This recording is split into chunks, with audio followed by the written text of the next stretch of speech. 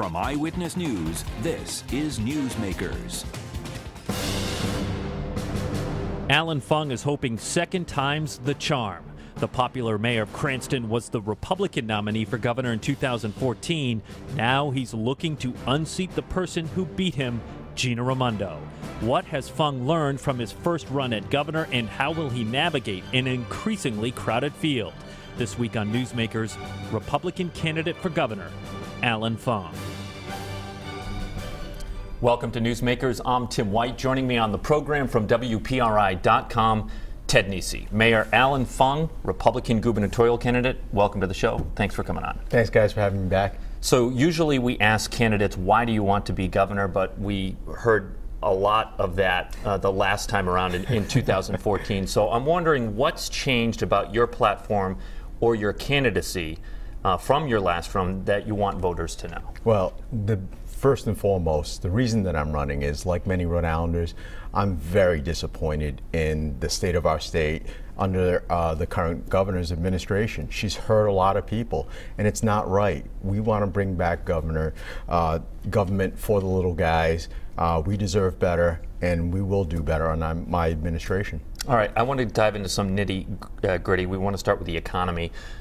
You've proposed lowering the state sales tax from 7% to 5% by the end of your first term, plus reducing a large set of fees. Yep. But your plan does not spell out how you would offset the hundreds of millions of dollars in lost revenue to the state. And the Providence Journal, we taped this on a Friday, blasted you in an editorial today, writing, quote, "Empty promises won't cut it." So what specifically would you cut to offset those losses? Let me first get into, the Providence Journal, because why I'm doing this is, and I want to be bold and shake things up in a responsible manner, because I'm sick and tired of having Rhode Island be on laughing stock when you have the Providence Journal editorial board and the Hartford Courant editorial board arguing over who's worse. This plan is focusing back on our small business owners, the people in Rhode Island, keeping some of our dollars here. And that's why we did it over a phased-in period, dropping from 7 to 5 over the first term, 0.5% a year, approximately $70 million each time. We're going to shake things up in so many different areas. First and foremost, I announced some of the cuts that we'll take a look at from personnel, but we also have to reform Commerce Corporation. Those tax incentives that are just giveaways for little bit of jobs that are coming in, some of those millions that are giving away for apartment developments. Let's focus the dollars back here. Reducing the sales tax will also keep some of our dollars here in state, especially for those border communities, Woonsocket, East Providence, Tiverton, that could easily go into Massachusetts and are going into because of those savings they realize. So there's going to be a net corresponding effect there, an increase in revenue to offset some of that loss too. But that's hard to predict, isn't it? I mean, you're sort of betting on the future. You're looking at it from just a strictly static way, that it's just a straight $70 million. We know, even anecdotally, there was I forgot the decrease in one of the taxes that just was it liquor sales that just happened recently? And you saw a corresponding, right, 21% corresponding increase in sales when they dropped it. So what would be the personnel costs that you would cut? That was really, the Commerce Court and personnel were the two things. Absolutely. Well, the personnel costs, you take a look at a lot of these six-figure jobs that the governor's had, an additional layer of middle management, when a lot of those dollars really should have, at that point in time, gone into the frontline workers, especially in DCYF and UHIP, with all those debacles that have really hurt Rhode Islanders, where people aren't even picking up the phones. You're taking a look at that. Those two meteorologists, how many do you guys have here for a 24-hour operation that you guys go through? This is ridiculous, and this is just endemic. Those small little, what she wants to refer to as, just nickel and dimes, but all of those add up to real savings, real dollars all across state government. She's bloated it in so many different ways with middle managers. That's where many of those savings have to be looked at as well. You mentioned the Commerce Corp, so I want to ask, I was reading the audit for Cranston, and you did have a surplus, which I know you're proud of. You've been critical, as you just said, of these tax breaks the governor has done for businesses. Yep. It does say in there that Cranston does some of the same things. You offer temporary lower tax rates to businesses that are going to expand. There's a government fund that loans money to individual businesses. Why is it okay to do it in Cranston if not okay for the state to do it too? But we do it judiciously, Ted. And we always make sure that we follow up on those tax breaks to hold those businesses accountable. We have a reckless we have a reckless governor right now that's just giving away millions with no additional follow-up for many of the businesses for little dollars in return. The phasing that we do, when you take a look at it, it's over either a 10-year period, 5-year period that you phase in gradually the taxes that probably you wouldn't have gotten in the first place. But when you go over my 9-year track record, we have very, very limited use of those tax incentives. Because when you take a look at that center part of the city, those two large developments in Chapel View and Garden City, not a single tax dollar went into either of those developments. And it's also the worldwide headquarters for Alex and Ani. You got retailers there, restaurants. That's how government should work. So they receive no tax breaks, no phased-in taxes or anything like that? Not a single tax dollar in either one of those two developments. And that shows that you can do acres and acres of development working as a corporate partner with many of the business owners or developers and do it the right way. We've helped them out correspondingly on infrastructure. We've paved roads. We've done handicapped sidewalks. We've made phone calls to help expedite, whether it's permitting or utility. I want to go back to commerce, though, because you're running for governor. So would you get rid of all the programs that were put in place in 2015? Are there ones you think work better than others? I mean, or would they all be gone in your first budget? You're going to take a look at each and evaluate them because, like I said, I've always been judicious in how you use our taxpayer dollars, and that's the same approach I'll do. But when you take a look at a lot of the dollars that have gone into the Rebuild RI program, many of them into apartment projects in Providence, a few limited construction jobs, and that's it. The problem. But you called the governor reckless with that. Do you think GE, Johnson & Johnson, Virgin Pulse, Infosys, would they have come here without those tax incentives? Under a Fung administration, yes, because we would have done things differently. Because the bottom line for me is I want to focus on our small business owners. And let's take a look at how many jobs they really brought in, for the dollars that were thrown into them. And that's you have to make those equations and see what we can afford. And at this standpoint, right now, I hear from so many of the small business owners, they feel forgotten. You mentioned all these large companies, some of which are out of state, that you're using their own tax, the local taxpayer dollars, the small business guys' tax dollars, to attract sometimes their own competitors. This isn't right. I want to reshape how commerce is going to, help many of the renowned businesses that have suffered through that recession and are still lagging behind. I want, and with the plan that I put forward, not only just on the sales tax, and this is the part I love, my low fee guarantee, which is going to cut a lot of the license fees, permit fees that many of the small business owners incur on a day-to-day basis, year-to-year basis, and put more dollars back into their pockets to invest in their businesses, or even in what Rhode Islanders put it in their pockets so they can spend right here in local establishments. Mayor, during one of our debates in 2014, you said you supported right-to-work laws. In an email to Patrick Anderson at the Providence Journal this week, you said right-to-work is, quote, not right for Rhode Island at the moment. To be clear, does that mean you'd sign a right-to-work law if a bill came before you as governor? You just don't think it would actually get there through this General Assembly? Well, not only that. One thing let me just take it back into the context too. I was asked during the debate a hypothetical question about right to work, and I responded how I did. Since that time, I have come to learn that right to work is not right for Rhode Island, and first of all, a bill won't go through the General Assembly. Even so if that's it a did, flip-flop from I'm not going to 2014. sign. Well, what I can tell you is I've done my homework on it, and what the real problem in this state is, we don't have a vibrant economy. We just saw with some of those numbers, construction jobs going backwards. If we have a vibrant economy, we won't be having discussion about right to work, because both union shops and open shops would be out there competing for all the construction work. Have you spoken to any union leaders about potentially supporting your campaign? I have talked to many individuals that are union and non-union.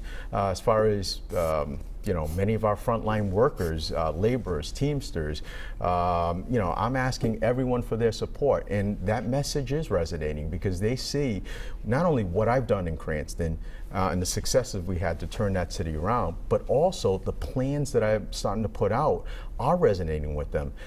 That low fee guarantee and that 2% reduction, many Rhode Islanders are really, feeling that that's going to help our economy, and it feels like the dollars are going to be spent right back with them. Let's talk about UHIP. There was another negative update this week on the computer debacle. Susan Campbell, my colleague, and I got hold of a letter where the feds warned nearly $1 million in funding is at risk on the SNAP program because of the problems with the system. Like many people, you've been very critical of how Governor Raimondo has handled UHIP. If you're elected governor, it becomes your problem. Would you pull the plug? Would you start over? People need not only to hear how bad it's gone, which I don't think people need much convincing at this point, but also to know how would a different governor handle it and fix it. Well, first and foremost, like many Rhode Islanders that were impacted, the governor should be fired over this, because this isn't her first mistake, but it's a grave mistake that has hurt so many people, and I think I relate to both of you. My family was caught up in this, so it's something I've seen firsthand. Your father, right? My father. When he was applying for long-term care benefits, it's impacted many businesses, many individuals. On day one, when I get into office, Ted, we will take a very deep dive look. We will bring in the outside experts. Deloitte, we've got to stop digging. They should be gone. But I'm going to rely upon these outside experts to tell me exactly whether or not we can even accomplish this system as it was built. Because if it can't, then we will scrap it. Because I'm not going to keep throwing our hard-earned taxpayer dollars back into a black hole and keep digging and shoveling with no end in sight. Because even Deming Shuren, the receiver that was appointed on the SNAP benefits, says that on the SNAP benefits, it's doing better, but he doesn't know if the system is ever going to be working as it was intended. Do you support or oppose the citizenship question on the 2020 census? I answered it. I had no problem answering it. I answered it from my mom as well. Well, what's the answer? No, I've got no problem answering. I see. Yes. You have. Not my question. I am a citizen. The citizenship question. I want to ask you another immigration question. A House Judiciary Committee has passed legislation that would let Dreamers keep their driver's licenses. Would you sign or veto that bill? Now, I am very sympathetic to Dreamers, but the license question is a lot more difficult to answer, because on that, I do not support providing driver's licenses to people who are not here legally, because I think we're going to have real issues with the Federal Real ID Act. So including, you say that aren't here legally, but you're also including Dreamers in that. So you would veto the Dreamer driver's license bill? For driver's license, yes, I would. Rhode Island's had a number of Republican governors in recent decades: Don Carcieri, Link Ullman, Ed DePrete. Who would be your model as Rhode Island governor? Who do you think had the most success as Rhode Island governor in recent decades? I like a combination of what each of those governors have brought to the table. I have a lot of respect, because he fits a similar type background that I do, for Governor Ullman. In fact, Governor Ullman has been quick a couple times on the campaign trail to pick up the phone. And one of those incidences was when the governor made that horrible, horrible decision to close state government the day before, based on the wrong forecast of those two state meteorologists. The bottom line for me is, I have the experience that I've gained in 9 years as mayor, leading a major city, making tough decisions, holding people accountable. Governor Ullman sees that, and I see myself following a lot of the pathways, a combination of all, but I have my own recipe for turning the state around. We got to go to a break, Mayor, but before we go, will you debate your Republican primary opponents on WPRI? Sure. Great. Love that answer. Yeah, when we come back, we're going to hit up some important issues quickly with Mayor Allan Fung with our rapid fire section. Stay with us. You're watching Newsmakers.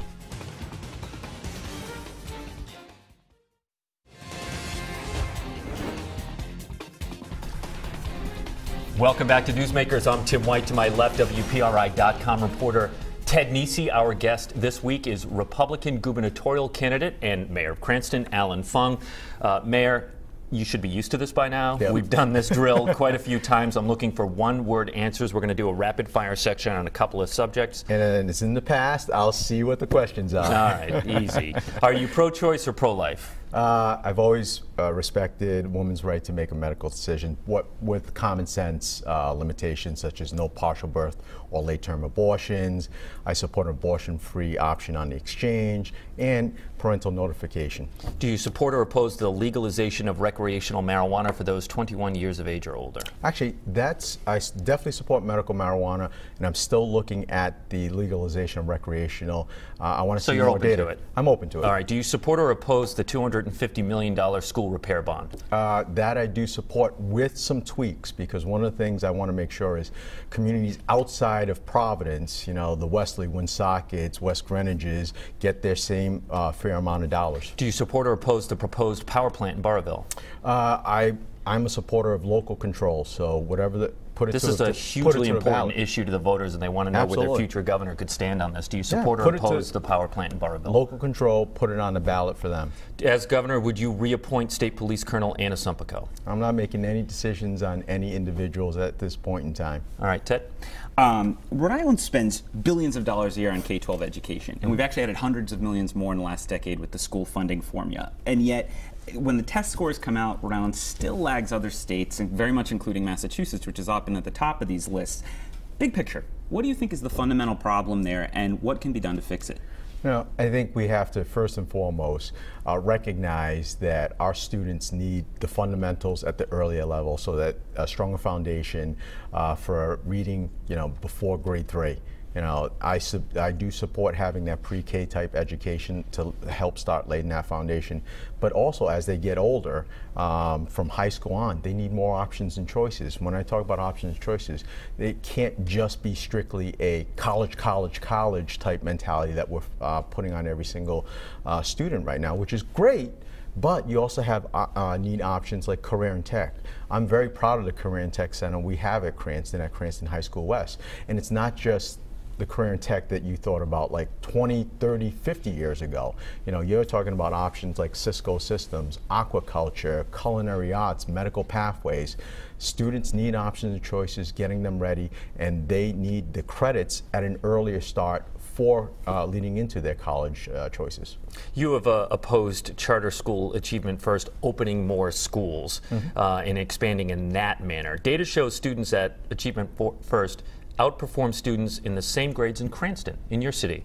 Why wouldn't you want to see them expand even more then if they're successful? Well, one of the things I would like to see, because as you guys remember, I was part of that Achievement First, the board, where I want to see a lot more of that success that Achievement First has achieved over the years rolled back into the public school system. What does that mean? In other words, all of the programs that they're doing, the teaching methods, a lot of the successes that are leading to the higher You've been mayor for quite a while. How come that hasn't happened? It is happening. It is happening in Cranston. I've got a very good superintendent. The scores don't seem to bear that out.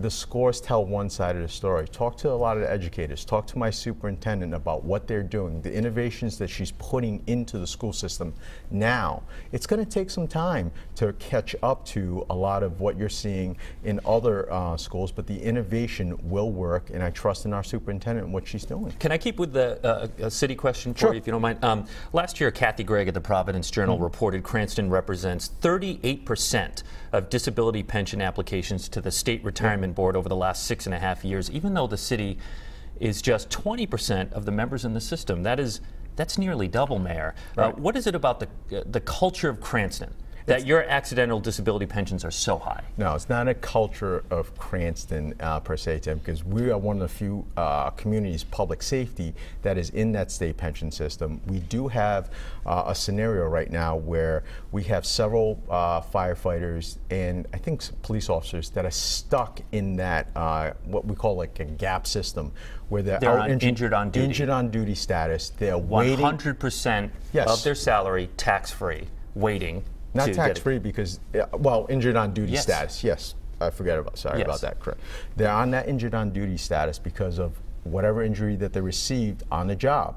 The bottom line for this is, right for the lag time, they're waiting for the state pension disability board to go through that process, and then once a decision is made, they have their rights to appeal. So I feel just as but I'm sorry, Mayor. That's a different issue. It does not explain the high number of applications going from the city of Cranston, which has to approve those disabilities first. No. We approved their injured on duty status. That is the same thing. And then it goes to the state, and they've been denying them, some of them at the state level. So why is it that such a high number are going to the state? What do you think? Well, when you take and we explained this to Kathy when this came up, we were one of the first ones into the system back in 1995. Not every municipality has. That was a 6.5-year look that she was looking at, not going back to 1995. And what I'm telling you too is, look, as far as the job, they are putting in their applications. We're waiting. There's a long wait time, and a lot of individuals that have been filing for a lot of these issues that they have received on-the-job injuries, and we are complying with our contracts. We're complying with the laws, going through the necessary process. But if they're getting rejected, doesn't that mean the city is forwarding applications, because those are expensive pensions, tax-free extensibility pensions that are not actually, the retirement board says no, this is not qualifying, the city's saying it does. They're applying at the state level a different standard, because under the state law, you have to have some type of one single triggering incident. But that's not necessarily the profession. You could have long-standing disabilities that have developed over time. That's why some of those, I'm not saying all of them, some of them are getting rejected because it's not being tied to one specific incident. It could be like a lung disablement, like with firefighters, or cancer that can pop up over time, resulting in that occupational injury. Some of them are now going through that legislative fix process through the Workers' Comp Court, and some of them we're stuck in that process with IOD. I recognize it's a problem, and it's something we are looking at and trying to work through. Businessman Giovanni Ferrosi, who was a supporter of yours in the 2014 campaign, made a big speech earlier this month, says he's a serious candidate. Some people point to the very high-profile financial setbacks he's had and says, there's no way he could win. Do you think those are disqualifying for Giovanni Ferrosi to be a candidate in this race? Look, I'm not going to talk about any of the other candidates, whether it's Giovanni or any of my other opponents. You just talked about Gina Raimondo quite a bit. That's where my focus is, because Gina Raimondo has a failed track record of hurting many Rhode Islanders. But you're not. Are you going to ignore your Republican primary opponents? What I'm telling you, if I can finish the answer, Ted, is the bottom line is I'm focused on telling Rhode Island voters who I am, the successes we had in Cranston, and my plans to turn the state around, because we deserve better than the failed Raimondo leadership that we have right now. You criticized, I'm going to stick with the Republican primary, Republican Patricia Morgan for being wishy-washy on the Frank Montanaro free tuition scandal. Should Speaker Nicholas Mattiello have fired Frank Montanaro? Well, let me take a step back on what you described as I came out firing. I have not fired on any of my opponents. I'm talking about my record. What happened there was my opponent decides to continue to throw rocks at me. From the last election to now, I'm going to stay disciplined and focus on what is important to Rhode Islanders. But getting our what message she said out. Obviously pushed you enough to come out with a press release, and in that you did. It was a press release in response to her. To her, I understand, but you brought it up. So should Mr. Montanaro have been fired? No. Wait a minute. You're talking about the Rhode Island College? I think he's taking the appropriate steps to pay it back. So no, you don't think he should have been fired? Well, I can tell you, if it was someone with me, probably would have been gone. Okay. You bring up Frank Montanaro. He, of course, works for Speaker Nicholas Mattiello, your fellow Cranston politician. If you're elected governor, 2 of the top 3 jobs in the state, well, if Steve Frias doesn't beat Nick Mattiello, that is, will be held by a Cranston, well, I guess still a Cranston politician then. How would you describe... You know something that I don't know about Steve? I should probably be asking you. How would you describe your relationship with Speaker Mattiello? No, we have a very good relationship, and he has looked out for Cranston. Whenever there's been budget issues, because our governor has cut millions from Cranston, in different budgets, I've had to go up there and do my best to, ask for additional dollars or additional, on additional issues, legislations that are important to us. Couple of quick questions that could come before the governor. The Rhode Island House passed a red flag law that would give the courts the ability to remove guns from people they deem dangerous. Would you, if you were governor, sign or veto that bill?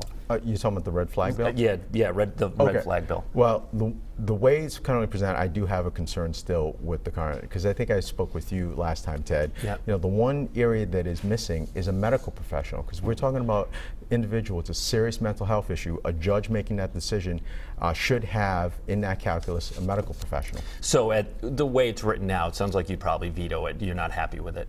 Yeah, I do have a concern with it because the one thing I will say about the bill is at least it's focusing not on the firearm but the person behind it with serious mental health issues. Briefly, what do you think of the proposal for Partners to take over the Care New England hospital system? That could be before you as governor. Yeah, that's one of the things I'm still learning about both of the competing proposals. Well, the one proposal and then, you know, the prospect that's trying to come in. I'm still trying to get my handle around it because healthcare in the state is a very complicated issue. There's a lot of issues, a lot of it caused by, you know, the governor herself with UHIP. You know, we have a lot of providers out there from nursing homes, home care providers, so many different individuals in the medical community treating our most vulnerable that are getting hurt. Those are the issues we have to tackle first and foremost. But on that issue, I'll take a look at it and learn more. 20 seconds left. Did you like Angel Tavares' portrait?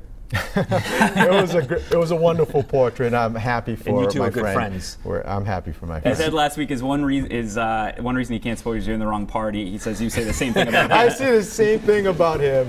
So. Allen Fung, Republican gubernatorial candidate, thanks for joining us on the program. If you missed any of it, it's on WPRI.com. For Ted Nesi, I'm Tim White. We'll see you next week on Newsmakers.